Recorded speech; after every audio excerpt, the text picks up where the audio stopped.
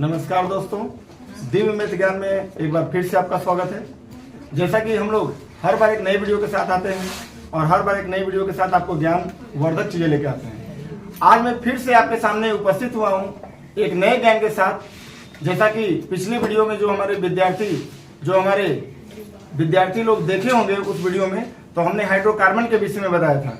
आज उस हाइड्रोकार्बन के विषय में, संतृप्त के विषय में बताया था और संतृप्त हाइड्रोकार्बन के विषय में आगे हम लोग चलते हैं। और जो विद्यार्थी इस वीडियो को देख रहे हैं वो हमारे पिछले वीडियो को देख लें और इसके बाद इस वीडियो को देखेंगे तो उन्हें और ज्यादा समझ में आएगा। इसलिए इस वीडियो के माध्यम से मैं संतृप्त हाइड्रोकार्बन के आगे की चीजें के बारे में बताने जा रहा हूं, तो उसे ध्यान से समझने का प्रयास करेंगे और उसे कॉपी में नोट डाउन भी जरूर करेंगे। जो विद्यार्थी 10वीं क्लास में पढ़ते हैं, इस वीडियो को अधिक से अधिक उन विद्यार्थियों तक पहुंचाने की कोशिश करें जो विद्यार्थी 10वीं बोर्ड एग्जाम की परीक्षा देने वाले हैं, तो उन विद्यार्थियों का भी कुछ फायदा हो जाएगा और वो भी अपने ज्ञान को आगे बढ़ा सकेंगे। तो चलिए आज का क्लास शुरू करते हैं, समय ज्यादा न गंवाते हुए। तो देखते हैं आज की क्लास में क्या है। तो देखिए सभी विद्यार्थी, यहाँ पे आप देख रहे हैं कि जैसा कि हाइड्रोकार्बन में लिखा हूँ, पिछले वीडियो में बताया था, मैं एक बार रिवीजन कर देता हूँ कि हाइड्रोकार्बन कार्बन हाइड्रोजन से बने परमाणु को हम लोग, कार्बन हाइड्रोजन से बने यौगिक को हम लोग हाइड्रोकार्बन बोलते हैं। और हाइड्रोकार्बन 4 प्रकार के होते हैं। पहला होता है संतृप्त हाइड्रोकार्बन, दूसरा होता है असंतृप्त हाइड्रोकार्बन, तीसरा होता है एलिसाइक्लिक हाइड्रोकार्बन और चौथा होता है एरोमेटिक हाइड्रोकार्बन। बिल्कुल सही जवाब। तो इस तरह से हम लोग चारों हाइड्रोकार्बन के विषय में बारी बारी से पढ़ते जाएंगे, जिसमें पहला था संतृप्त हाइड्रोकार्बन। और संतृप्त हाइड्रोकार्बन के विषय में मैं पिछले वीडियो में बता चुका हूं, तो जो विद्यार्थी मेरे वीडियो को इस वीडियो को देख रहा है वो पिछला वीडियो जरूर देखे, ताकि ये वीडियो उसको और क्लियर समझ में आए। तो चलिए आप समझते हैं एल्केन। तो एल्केन के विषय में मैंने पिछले वीडियो में बताया था। अब एल्केन श्रेणी का एक समूह होता है, कौन सा? एल्काइल समूह। कौन सा समूह होता है? यस, एल्काइल समूह होता है। तो एल्केन श्रेणी का एक समूह होता है एल्काइल समूह। और एल्काइल समूह क्या होता है, तो ध्यान से समझिएगा आप लोग क्या होता है। तो देखिए, एल्केन से एक हाइड्रोजन परमाणु को विस्थापित करने से, यानी एल्केन समूह से एक हाइड्रोजन को हटा दो। किसको हटा दो? एल्केन समूह से, यानी जो एल्केन का ग्रुप जो चल रहा है, एल्केन से एक हाइड्रोजन परमाणु को विस्थापित करने से एल्काइल समूह प्राप्त होता है। यानी एल्केन जो है ना हमारा एल्केन समूह, एल्केन से खाली एक हाइड्रोजन को हटा दो। कितने हाइड्रोजन को? एक हाइड्रोजन को जब हटा देंगे हम, तो हमको कौन सा समूह प्राप्त होगा? एल्काइल समूह। कौन सा प्राप्त होगा? यस, विस्थापित करने का मतलब हटाना। विस्थापित करने का मतलब क्या होता है? हटाना। तो जब हम एल्केन समूह से एक हाइड्रोजन को जब हम विस्थापित कर देंगे, यानी हटा देंगे, तो कौन सा समूह प्राप्त होगा? एल्काइल समूह। एल्काइल समूह। कौन सा समूह प्राप्त होगा? Very good. अब देखिए, इसका सामान्य सूत्र क्या होता है? इसका सामान्य सूत्र, सब लोग शांति बना के रखिए। इसका सामान्य सूत्र होता है CnH2n+1। क्या होता है? CnH2n+1 इसका सामान्य सूत्र होता है। ठीक है, जैसे हम लोग एल्केन का सामान्य सूत्र पढ़े थे CnH2n+2, उसी प्रकार इसका एल्काइल समूह का जो सामान्य सूत्र होता है वो होता है CnH2n+1 होता है। ठीक है, क्लियर एकदम। अब समझिए, जहां n क्या है? n कार्बन परमाणु की संख्या है, यानी 1 2 3 4। यहाँ पे आप समझ लीजिए, n जो है 1 2 3 4 इस तरीके से आगे बढ़ेगा। ठीक है, n का मान होता है। तो n क्या है? कार्बन परमाणुओं की संख्या है। ठीक है, अब समझिए, एल्काइल समूह को R से सूचित किया जाता है। किस अक्षर से? एल्काइल समूह जो होगा उसको हम लोग R अक्षर से सूचित करेंगे। किस अक्षर से सूचित करेंगे? R। ये क्लियर हुआ एकदम। अब देखो, एल्केन से N को हटाकर आइल जोड़कर नाम बोला जाता है। यानी एल्केन में हम लोग N लगाते थे, जैसे मेथ प्लस N मेथेन, एक प्लस N एथेन, एल्केन में लगाते थे। अब यहाँ पे N नहीं लगाएंगे, क्या लगाएंगे? आइल। क्या लगाएंगे? आइल। यानी हम लोग एल्काइल समूह जो एल्केन के ही ग्रुप के अंदर आता है, एल्काइल समूह, तो एल्काइल समूह का जब हम नाम लेंगे तो उसमें कौन सा जोड़ेंगे? आइल। क्या जोड़ेंगे? आइल जोड़कर उसका नाम बोलेंगे। क्लियर एकदम है। अब समझिए, यहाँ पे मैंने कार्बन परमाणु की संख्या 1 2 3 4 लिखा है, उसका मूल शब्द मेथ प्रोपब्यूटेंट लिखा है। ये हमारे पिछले वीडियो में भी आप देख सकते हैं, ये मैंने लिखा था, क्योंकि इसको आप समझना कि आप हमेशा प्रयास कीजिएगा कि अगर कार्बन परमाणु की संख्या, समझिए इस तरह से, अगर कार्बन परमाणु की संख्या 1 रहेगी तो इसको मेथ बोलेंगे। कार्बन किस परमाणु 2 रहेगी तो एथ बोलेंगे। कार्बन परमाणु संख्या 3 रहेगी तो प्रोप बोलेंगे।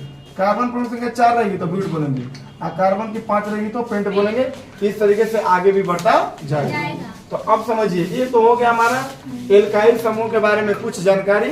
तो छात्र लोग चलते हैं आगे, हम लोग इसके बारे में सूत्र निकालने की कोशिश करते हैं। तो यहाँ पे आप देख सकते हैं कि एल्काइल के 5 सदस्यों के नाम और सूत्र मैंने लिखा हुआ है। तो आप समझिए कि एल्केन का होता है मेथेन। जैसे एल्केन श्रेणी का प्रथम सदस्य कौन होता है? मेथेन। ये भी याद रखिएगा, कई बार परीक्षा में ऐसे पूछता है कि एल्केन समूह का प्रथम सदस्य का नाम क्या है?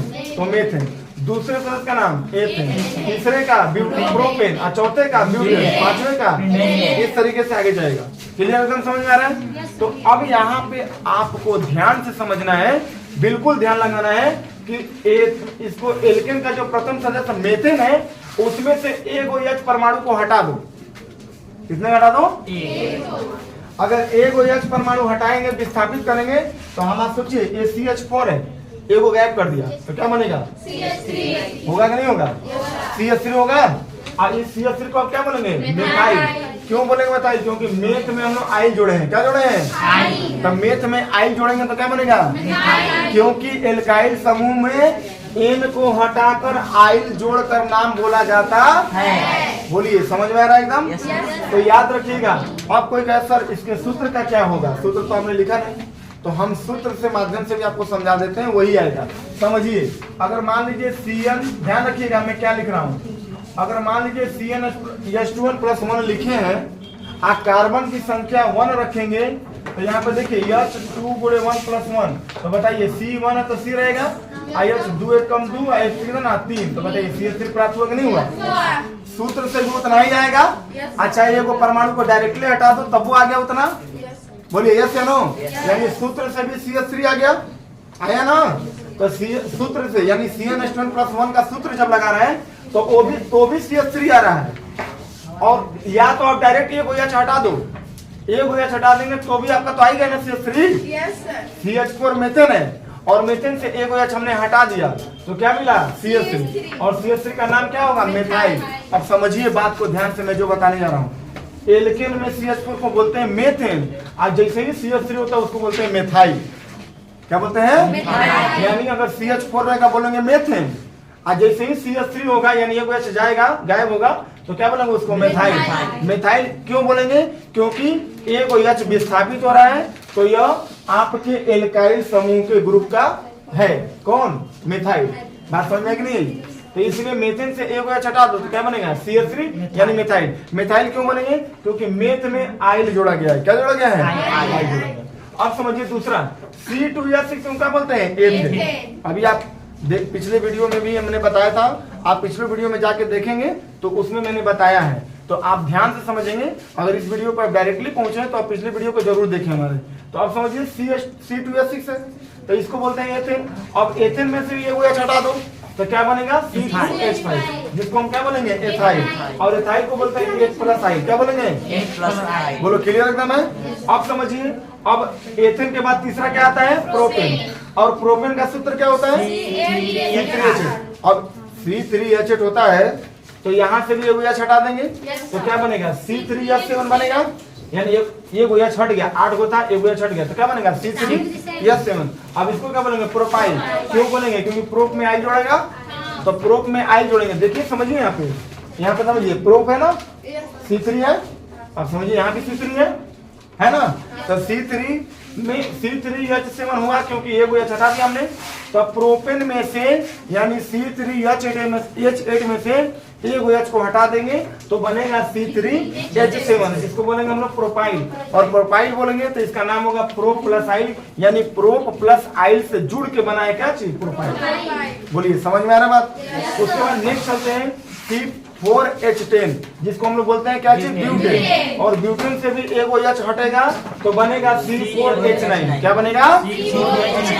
C4H9 बनेगा, इसको हम बोलेंगे ब्यूटाइल। क्या बोलेंगे हम लोग?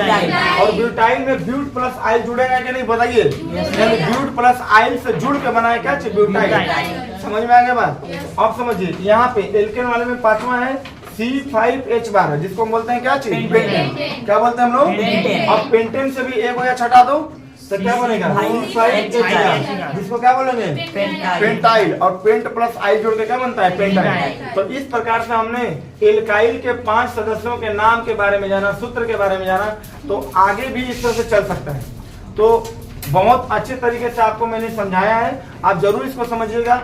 और जो विद्यार्थी मेरे वीडियो को देख रहे हैं, उस वीडियो के माध्यम से अगर उनको ये बात समझ में आई हो तो हमारे कमेंट बॉक्स में जरूर जवाब दीजिए, ताकि हम लोग नेक्स्ट वीडियो के साथ पुनः उपस्थित हो। और आज का क्लास कैसा लगा आप जरूर बताइएगा। जो मेरे वीडियो को नए देख रहे हैं वो मेरे चैनल को सब्सक्राइब भी कीजिएगा, शेयर भी कीजिएगा, और ज्यादा से ज्यादा उन विद्यार्थियों को पहुंचाइएगा जो विद्यार्थी केमिस्ट्री में, रसायन शास्त्र में कमजोर हैं और जो रसायन शास्त्र को समझ नहीं पाते हैं। तो चलिए अब हम लोग क्लास को यहीं समाप्त करते हैं। नेक्स्ट वीडियो के साथ हम लोग पुनः उपस्थित होंगे। तब तक के लिए अलविदा।